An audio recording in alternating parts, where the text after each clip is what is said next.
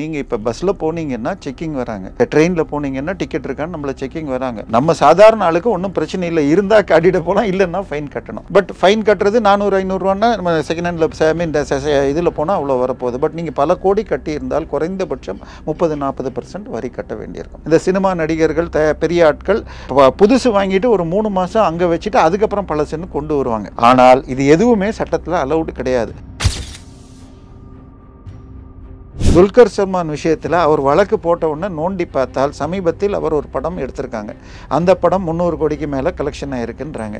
இப்போ 300 கோடிக்கு மேலே கலெக்ஷன் ஆகணும்னா தியேட்டரு வசூல் அது தமிழ்நாட்டில் எவ்வளோ ஆச்சுன்னு பார்க்கணும். தமிழ்நாடு தியேட்டர்கள் பெருமளவில் முதல் குடும்பத்தின் கையில் தான் இருக்கிறது. ஸோ இது அதையும் நோக்கி வீசப்பட்ட அம்பாக இருக்கலாம். துரைமுருகன் அவருடைய மனைவி பேரில் ஒரு ஃபேக்ட்ரி வச்சுருக்காங்க. இதில் நம்ம இப்போ வண்டலூர் கேளம்பாக்கம் ரோடு V80 எழுத்தாப்பில் 69,000 ஸ்கொயர் ஃபீட் பில்டிங்கு இன்னைய மதிப்பு 1,78,00,000ன்னு காட்டியிருக்காரு 2021. அவர் ஒர்க் பண்ணுற PW டிபார்ட்மெண்ட் ரேட்டில் இன்றைக்கி போட்டால் 3,000 ரூபா போட்டு 21 கோடி வரும். ஸோ நீங்கள் கணக்கில் காட்டினதெல்லாம் கண்டுபிடிக்கிறதுக்கு PW ரேட்டுன்னு தனியாக இருக்குது, IT டிபார்ட்மெண்ட் ரேட்டுன்னு இருக்குது.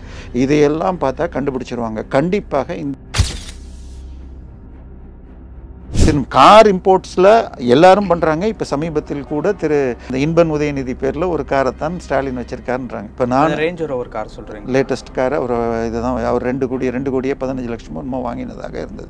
ஸோ இப்போ ஒரு ஒரு கார் 2 கோடிக்கு அது நீங்கள் இன்றைக்கி உங்ககிட்ட ஒரு காருடைய நம்பர் கிடைச்சா நீங்கள் ஆன்லைனில் போட்டிங்கன்னா அந்த RC புக் கிடைக்கும். நீங்கள் ஃபினான்ஸ் போட்டிருந்தால் அதுவும் கிடைச்சிரும். இந்த கிர்லோஸ்கர் ஃபினான்ஸில் இருக்குது, இது ABT ஃபினான்ஸில், அதில் ஃபினான்ஸும் காட்டல. அப்போ 2 கோடி கேஷாக கொடுத்து வாங்கியிருக்குன்னா அவருக்கு எங்கேருந்து இன்கம் வந்தது? மலையாளத்தில் 300 கோடிக்கு மேலே மொத்தமே 4-5 படம் கூட கடந்த 10 வருஷத்தில் தொடலை. சரியா? ஈவன் கன்னடத்தில் எடுத்திங்கன்னா 2 படம் தான் வந்திருக்கு. 3வது படம் இப்போ சமீபத்தில் காந்தாரா பார்ட் 1 வந்து உங்களுக்கு வந்திருக்குங்கிறாங்க. அதுக்கு முன்னாடி காந்தாராவும் KGF தான் வந்திருக்குங்கிறாங்க. எனவே இது 300 கோடி அந்த படம் எடுத்திருக்குன்னால் தியேட்டர் ரிலீஸ் கிட்டத்தட்ட தென்னிந்தியாவில் இந்த கம்பெனி எந்த அளவுக்கு இருக்குன்றது. இன்னும் சொல்ல போனால் வேட்டையினுடைய கன்னட டப்பிங்கும் கூட ரெட் ஜெயண்ட்டுடைய MD-ஆக GM-ஆக இருப்பவருடைய கம்பெனி ஒன்று கர்நாடகா ரிலீஸும் பண்ணிச்சு. ஸோ அதனால் உங்களுக்கு தமிழ்நாட்டை தாண்டியே அவங்க தியேட்டர்கள் வச்சுருக்காங்க. இது முதல் குடும்பத்தோடு லிங்க் பண்ண முடியும்.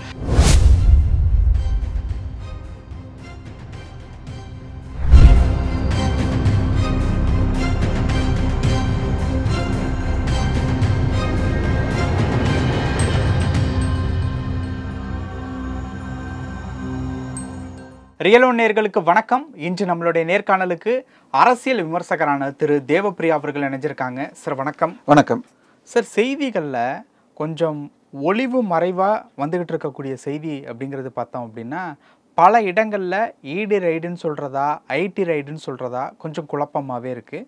துல்கர் சல்மான், பிருத்திவிராஜ், மம்மூட்டி இவங்க எல்லாருமே ED ரைட்டில் வசமாக சிக்கியிருக்கதா செய்திகள் வருது.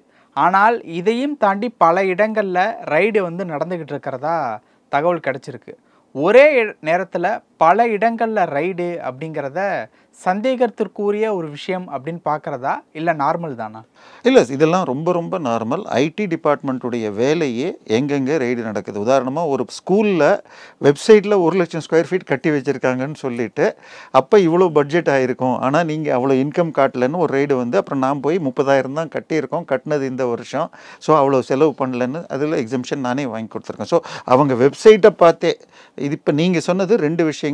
ஒன்று, இம்போர்ட்டட் கார்ஸ் கேஸில் கஸ்டம்ஸ் போய் திரு மம்முட்டியுடைய மகன் துல்கர் சல்மானுடைய 2 கார்களை இப்போ சீஸ் பண்ணிட்டு வந்திருக்காங்க. என்ன கார் சார் அதெல்லாம்?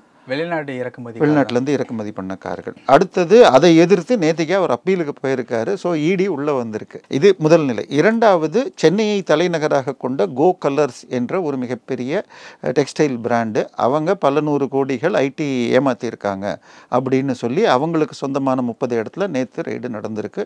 போன மாதம் போத்தீஸில் ரைடு பண்ணி 120 கோடி என்னமோ வருமானம் காட்டவில்லை. 20 கோடி கேஷு, தங்கம் எல்லாம் பிடிபட்டதுன்னு வரும். ஸோ இது அவங்களுக்கு டியூட்டி. நீங்கள் இப்போ பஸ்ஸில் போனீங்க போனீங்கன்னா செக்கிங் வராங்க. ட்ரெயினில் போனீங்கன்னா டிக்கெட் இருக்கான்னு நம்மளை செக்கிங் வராங்க. நம்ம சாதாரண ஆளுக்கு ஒன்றும் பிரச்சனை இல்லை, இருந்தால் காட்டிட்டு போகலாம், இல்லைன்னா ஃபைன் கட்டணும். பட் ஃபைன் கட்டுறது 400-500 நம்ம செகண்ட் ஹேண்டில் இதில் போனால் அவ்வளோ வரப்போகுது. பட் நீங்கள் பல கோடி கட்டியிருந்தால் குறைந்தபட்சம் 30-40% வரி கட்ட வேண்டியிருக்கும். இந்த கார்ஸ் விஷயத்தில் என்னன்னு வருவோம். ஏன்னா முதல்ல நம்ம துல்கர் சல்மான் அந்த விஷயத்தை எடுத்தால், இன்னைக்கு நம்ம இந்தியாவில் மிகப்பெரிய டொயோட்டோ, ஹுண்டாய் போன்ற நிறுவனங்கள்லாம் தயாரிக்கும். இன்னும் சொல்ல போனால் சுசுக்கியுடைய கார் தயாரிப்பில் 60% மாருதி தான். உலகத்திலேயே அவங்க தயாரிக்கிறதுல மிக அதிகமான கார்ஸ் மாருதி தான். கிட்டத்தட்ட ஹுண்டாய்க்கு அது 30%, அவங்க ப்ராஃபிட்டில் 40% இந்தியா தான் தருது. ஆனால் அவங்க கையெழுத்து போடுறப்ப என்ன பண்ணிடுறாங்க, நம்ம ஆளுங்களுக்கு ஒரு ஆசை.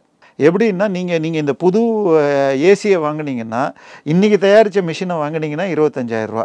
அதே நம்ம வெளிநாட்டிலேருந்து வந்து 10 வருஷம் ஓடினது ஃபாரின் எம்பசியில் விற்றாங்கன்னா அதையும் 20,000க்கு வாங்குறதுக்கு ஆள் இருக்குது. அது கேட்டால் ஒரிஜினல் பீஸ் சார் அப்படின்னு அந்த மாதிரி வாங்குறதுக்கு ஆள் இருக்குது.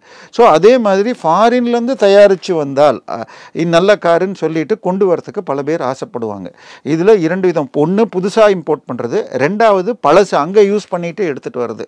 இதை தாண்டி 3வது ரகம் என்னென்னா, இந்த சினிமா நடிகர்கள், பெரிய ஆட்கள் புதுசு வாங்கிட்டு ஒரு 3 மாதம் அங்கே வச்சுட்டு அதுக்கப்புறம் பழசுன்னு கொண்டு வருவாங்க. ஆனால் இது எதுவுமே சட்டத்தில் அலௌடு கிடையாது. $40,000 வரைக்கும் இருக்கிற காராக இருந்தால் 60% டியூட்டி. 40,000 போட்டிங்கன்னா 32 லட்சம், 80 ரூபான்னு போட்டிங்கன்னா 40,000க்கு மேலே போச்சுன்னா 100%. செகண்ட் ஹேண்ட் கார்னால் 125%. நான் ஆட்டோமொபைல் அசோசியேஷன் ஆஃப் சவுத் இந்தியாவிற்கு வேல்யூவராக கஸ்டம்ஸில் இந்த மாதிரி ஃபாரின் காரை கொண்டு வந்துட்டு அதை எடுக்கலைன்னு வச்சுக்கோங்க, அங்கே நீங்கள் கஸ்டம்ஸ் ஆஃபீஸ்லேருந்து எடுக்கலைன்னா ஒரு நாளைக்கு 200, 500, 1000ன்னு ஏறிக்கிட்டே டெமரேஜ் வரும். அவன் டெமரேஜும் கட்ட மாட்டான், எடுக்கலை, அதை ஏதோ ஒரு ரேட்டுக்கு விற்கணும்னு வேல்யூ போட்டு கொடுங்கன்னு கஸ்டம்ஸ்க்கு நானே சில 50 காருக்கு மேலே நானே வேல்யூ பண்ணியிருப்பேன். இந்த கேஸில் இதில் பார்த்தீங்கன்னா இன்னைக்கு மாட்டியிருக்கிறது பிருத்திவிராஜ், துல்கர் சல்மான். நான் 2000 சொல்கிறாங்க, மம்முட்டி அவருடைய அப்பா மகன் தானே சார். இதில் என்ன பிரச்சனைனா, ஒரு பெரிய நடிகர், இன்றைய துணை முதல்வருடைய தோழராக நடித்தவர் சந்தானம். அவர் நான் பம்மலில் இருந்தேன், அவர் பொடிச்சலூரில் தான் இருந்தார். என்னுடைய நெருங்கிய நண்பர் ஒருவருக்கு அவர் நெருங்கிய நண்பர், அவர் ரோல்ஸ் ராய்ஸ் காரோ என்னமோ வாங்கினார். சந்தானம் வாங்கினார். நான் சொல்கிறது ஒரு 10 வருஷத்துக்கு முன்னாடி ரோல்ஸ் ராய்ஸ் வாங்கினார். ஏன்னு கேட்டார், தலைவா எங்கள் அப்பாவுக்கு நான் இடம் வாங்கி கொடுத்துட்டேன். அவர் வந்து மணின்னு பேர், மேஸ்திரி மணின்னு பேர், அங்கே நிறைய கன்ஸ்ட்ரக்ஷன் பண்ணுவார். அவருடைய ஆசைக்கு இங்கே தாம்பரத்தை ஒட்டியே ஒரு 20 சைட்டு வாங்கி ஏற்கனவே 10 கட்டி முடிச்சிட்டார். என்னுடைய ஆசைக்கு ஏதோ ஒரு பெரிய ஃபார்ம் ஹவுஸ் வாங்கிட்டேன். இனிமேல் இந்த மரியாதை இருந்தால் தான் எனக்கு மரியாதை, அதுக்காக வாங்க வேண்டியிருக்கு. கையில் காசை வச்சுட்டு என்ன பண்ணுறது அப்படிங்கிற நிலைமை. ஒரு சந்தானம் போன்றவர்கள், கவுண்டமணி போன்றவர்கள்லாம் அவங்க பீக்கில் இருந்தப்போ ஒரு ஷெட்யூலுக்கு 10 லட்ச ரூபா அரை நாளைக்கு. ஒரு நாளைக்கு 3 அரை நாள் போடுறாங்க. காலையில் 6லேருந்து 11, 11லேருந்து 5, 5லேருந்து திருப்பி நைட்டுன்னு 3 ஷெட்யூல் போட்டுப்பாங்க. அப்போ 30 நாள், மாதத்துக்கு 20 லட்சம், 20 நாளைக்கு போட்டாலே 6 கோடி ரூபாய் வந்து நிற்கும். ஸோ இப்படியெல்லாம் வாங்கி கொண்டு இருந்தாங்க. ஸோ இதை இன்வெஸ்ட் பண்ணுறது, இப்படி இவ்வளவு வாங்குறது, இது இன்றைக்கி தான் நடக்குதான்னு சொன்னால் 2008-09லேயே இன்றைய துணை முதல்வர் ஹம்மர் கார்களை வாங்கினார்னு சொல்லி ரெய்டு பண்ணி, அவங்க ஆட்சியில் இல்லை, அவங்க ஆட்சியில் தான் இருந்தாங்க. 2006-11 அந்த காலகட்டத்தில் அந்த விஷயத்தில் ரெய்டு நடந்து, அந்த சிபிஐ ரெய்டுகள் விஷயம் ஒரு பக்கம், இன்னொன்று 2G வழக்கு ரெய்டையும் மாடியில் வச்சு முதல் மாடியில் அந்த 2G வழக்கு ரெய்டு விஷயமா கலைஞர் அறிவாலயத்தில் வந்து அவங்க ராஜாத்தி அம்மாவை இந்த தயாளம்மாவை விசாரிக்கிறதுக்கு அழைச்சிட்டு மாடியில் 63 சீட்டு வாங்கிட்டு போய் கூட்டணியில் நின்னாங்க 2011. அந்த ஹம்மர் கார் வழக்குகள்லாம் இன்றைக்கும் அமுக்கி வைக்கப்பட்ட நிலையில் தான் இருக்குது. இல்லை அதுக்குள்ளே ஃபைனை கட்டணும். இப்போ 60% ஒரு கார் நீங்கள் 2 கோடி ரூபாய்க்கு வாங்குறீங்கன்னால் 60% போட்டால் 1.5 லட்ச ரூபா. ஆனால் 32 லட்சத்துக்கு போனால் 100% ஆகிடுது. ஸோ இது மாதிரி, ஏன்னா இந்த கம்பெனிகள் ஹுண்டாய், டொயோட்டா போன்றவர்கள் ஃபாரின் கார் வாங்கக்கூடாது, அதற்கு தடை வைக்கணும்னு இருக்காங்க. கிட்டத்தட்ட ட்ரம்ப் என்ன சொன்னார், நீங்கள் திருப்பி அவர் சொன்னால் உங்கள் டேக்ஸ் எல்லாம் ஜாஸ்தி அப்படின்னு சொல்லிட்டு ஒரு அமெரிக்கன் ஸ்கூட்டருக்கு 125% டேக்ஸும்பார். அந்த வண்டிக்கு நீங்கள் டேக்ஸ் எடுத்தாலே 40 லட்ச ரூபா, யார் பைக்கு 40 லட்ச ரூபாய்க்கு நம்ம வாங்க போகிறதில்ல, இப்போ குறைச்சிட்டோம். ஸோ இது மாதிரி விஷயம். இன்னொன்று துல்கர் சல்மான் விஷயத்தில் அவர் வழக்கு போட்ட உடனே நோண்டி பார்த்தால் சமீபத்தில் அவர் ஒரு படம் எடுத்திருக்காங்க. அந்த படம் 300 கோடிக்கு மேலே கலெக்ஷன் ஆகிருக்குன்றாங்க. இப்போ 300 கோடிக்கு மேலே கலெக்ஷன் ஆகணும்னா தியேட்டரு வசூல் அது தமிழ்நாட்டில் எவ்வளோ ஆச்சுன்னு பார்க்கணும். தமிழ்நாடு தியேட்டர்கள் பெருமளவில் முதல் குடும்பத்தின் கையில் தான் இருக்கிறது. ஸோ இது அதையும் நோக்கி வீசப்பட்ட அம்பாக இருக்கலாம். ஸோ இப்போ பாசிட்டிவாக நிச்சயமாக இது எந்த இடத்துக்கு போய் தெரியும் நிற்காது. அடுத்தது பார்த்திங்கன்னா ரியல் எஸ்டேட் திருப்பி இந்த கோ கலர்ஸ் எல்லாம் பார்த்திங்கன்னா எத்தனை ஷோரூம் நுங்கம்பாக்கத்தில் ஒரு பெரிய இடத்துல ஆரம்பித்து பல இடத்துல வச்சுருக்காங்க. ஆன்லைனில் விற்கிறாங்க. சார் ஒரு ஷர்ட்டுக்கு என்ன ரேட்டுன்னு கிடையாது. இப்போ இந்த ஜிப்பா நான் வாங்கினது ஆன்லைனில் 800 வாங்கினேன். அதே வேறொரு கம்பெனியில் வேறொரு பிராண்டில் வாங்கினா இதே 175 ரூபாய்க்கு கிடைக்கிது. ஸோ என்ன ரேட்டுக்கு விற்கிறாங்க என்ன ரேட்டுக்கு வாங்குறாங்கன்னு தெரியாது. பல 1000 கோடிகள் டர்ன் ஓவர் இந்த 4-5 வருஷத்தில் கோ கலர்ஸ்னு பண்ணியிருக்காங்க. அவங்க தலைமை அலுவலகம் இங்கே சென்னையில் இருக்குது. போத்தீஸ் நமக்கு எல்லாருக்கும் தெரியும். கிட்டத்தட்ட திருநெல்வேலி பெல்ட்லேருந்து ஆரம்பிச்சது. இந்த 15 வருஷத்தில் டி நகரில் மாத்திரமே 2-3 கடை வந்துருச்சு. இதில் டி நகர் மெயினில் இருக்குது பாண்டி பஜாரில். அதுக்கப்புறம் இதில் வந்திருக்கு ஜிஎன் செட்டி ரோட்டில் 2-3 வந்திருக்கு. அதை தாண்டி பல்லாவட்டிலேயே அங்கேயெல்லாம் போட்டிருக்காங்க. ஸோ ஒரு இடத்துல ரியல் எஸ்டேட்டில் மல்டி பில்டிங் கட்டணுன்னாலே 100 கோடி வேணும். ஒரு கிரவுண்டு 5 கோடின்னு இருந்த மெயின் ரோட்டில் இருந்த குறைஞ்சபட்சம் அதுக்கு விட அதிகம்தான். டி நகரில் இன்றைக்கி 15 கோடி போயிடுச்சு. இப்போ குரோம்பேட் வேளச்சேரியில் கிரவுண்டு 8லேருந்து 10 கோடி. ஸோ 4லேருந்து 5 கிரவுண்டு 1500 மீட்டருக்கு மேலே இருந்தால் தான் மல்டி ஸ்டோரி பில்டிங் கட்ட முடியும். 3 மாடிக்கு G+4க்கு மேலே கட்டிடணுன்னா மல்டி ஸ்டோரி பில்டிங்னு பேர். ஸோ 5 மாடிக்கு மேலே கட்டணுன்னால் தரையளவு 15,000 சதுரடி இருக்கணும். ஸோ தரையளவு 16,000 சதுரடி. ஸோ 7 கிரவுண்டுக்கு மேலே இருக்கணும். ஒரு கிரவுண்டு 8 கோடின்னு போனால் 7 கிரவுண்டுக்கு அப்போது உங்களுக்கு 8 7 56 60 கோடி. 15,000 ஸ்கொயர் ஃபீட்டில் 1:3 கட்டினாங்கன்னா கிட்டத்தட்ட 45,000 சதுரடி 4,000 ரூபாய்க்கு கட்டணும். ஏசியோடனா எவ்வளோன்னு பார்த்துங்க. ஸோ இந்த இன்வெஸ்ட்மெண்ட் எல்லாத்தையும் கணக்கு போட்டாலே ஐடி நீங்கள் அவங்க கணக்கில் என்ன வேணால் காட்டியிருக்கலாம். உதாரணமாக துரைமுருகன் அவருடைய மனைவி பேரில் ஒரு ஃபேக்ட்ரி வச்சுருக்காங்க. இதில் நம்ம இப்போ வண்டலூர் கேளம்பாக்கம் ரோடு V80 எழுத்தாப்பில் 69,000 ஸ்கொயர் ஃபீட் பில்டிங்கு இன்னைய மதிப்பு 1,78,00,000ன்னு காட்டியிருக்காரு 2021. அவர் ஒர்க் பண்ணுற பிடபிள்யூ டிபார்ட்மெண்ட் ரேட்டில் இன்றைக்கி போட்டால் 3,000 ரூபா போட்டு 21 கோடி வரும். ஸோ நீங்கள் கணக்கில் காட்டினதெல்லாம் கண்டுபிடிக்கிறதுக்கு பிடபிள்யூ ரேட்டுன்னு தனியாக இருக்குது, ஐடி டிபார்ட்மெண்ட் ரேட்டுன்னு இருக்குது. இதையெல்லாம் பார்த்தா கண்டுபிடிச்சிருவாங்க. கண்டிப்பாக இந்த கார்கள் இம்போர்ட் இதுக்கு அடுத்தது இந்த காரை புது கார் இப்போ 2 கோடின்னு வச்சுக்கோங்க. அவங்க என்ன பண்ணுறது 2 கோடியை ஒரு 50 லட்சம் தான் செகண்ட் ஹேண்ட் காருன்னு காட்டிட்டு ஃப்ரெண்டு மூலமாக அங்கேருந்து டாலரை மணி லாண்ட்ரிங் பண்ணியிருக்கலாம். பூட்டான் வழியாக இது கொண்டு வரப்பட்டிருக்கு துல்கர் சல்மான் கேஸ்லாங்கிறாங்க. ஸோ பூட்டானில் இருக்கிற நண்பருக்கு இது ஹவாலா மூலமாக 1.5 கோடியை கொடுத்துட்டு 50 லட்சத்தை மாத்திரம் பேங்க் அக்கௌண்ட்டில் அனுப்பியிருந்தால் அதை கண்டுபிடிக்கிறதுக்காகலாம் ரைடு பண்ணிகிட்டு இருக்காங்க. ஸோ நிச்சயமாக இது அடுத்தது என்ன பண்ணுவாங்க. அப்போ பல கோடி ரூபாய் மறைக்கப்பட்டிருக்கு. கண்டிப்பாக பல கோடி. அதாவது யாரெல்லாம் செகண்ட் ஹேண்ட் இதுக்கு அடுத்தது என்ன பண்ணுவாங்க. இன்னொரு மெத்தட் கார் இருந்தது. இதில் நேரடியாக நானே சம்மந்தப்பட்டிருந்தேன். அதாவது என்ன பண்ணுவாங்க இது பிரகாரம் பழைய கார்களை மலேசியா சிங்கப்பூரில் யூஸ் பண்ணக்கூடாது. 8 வருஷம் ஆச்சுன்னா கண்டம் பண்ணிடணும். அவங்க என்ன பண்ணுவாங்க காரை 3ஆக வெட்டுவாங்க. நடுவில் அடியை தனியாக எடுத்துருவாங்க. சேசியை மாத்திரம் மேலே இருக்கிற பாடியை 2ஆக கட் பண்ணிவிடுவாங்க. கீழே ஒரு கம்பெனியில் மங்களூரில் இம்போர்ட் பண்ணுவாங்க. மேலே இருக்கிறத இன்னொரு கம்பெனி இம்போர்ட் பண்ணுவாங்க. கட் பண்ணி எடுக்கிறதே மெட்ராஸ்லேருந்து ஒரு பெரிய மெக்கானிக்கு. ஆனால் மங்களூர் கம்பெனியும் இவங்களது மெட்ராஸ் கம்பெனியும் இது இங்கே வந்த உடனே வச்சு அசம்பிள் பண்ணி அதை புது காராக ஆனால் சொல்லி தான் விற்றாங்க. இப்போ நாங்கள் இதை கட் பண்ணி சேர்த்ததுன்னு சொல்லி விற்றாங்க. 2 பர்பஸ்க்கு யூஸ் பண்ணிக்கிட்டாங்க. அதிகமாக யூஸ் பண்ணாத வாங்கினாங்க. 2வது சினிமாலெல்லாம் அந்த ஃபைட் சீனில் மோதி பண்ணுறது இப்போ மேக்ஸிமம் சிஜியில் எடுக்கிறாங்க. நான் சொல்கிறது ஒரு 10 வருஷத்துக்கு முன்னாடி.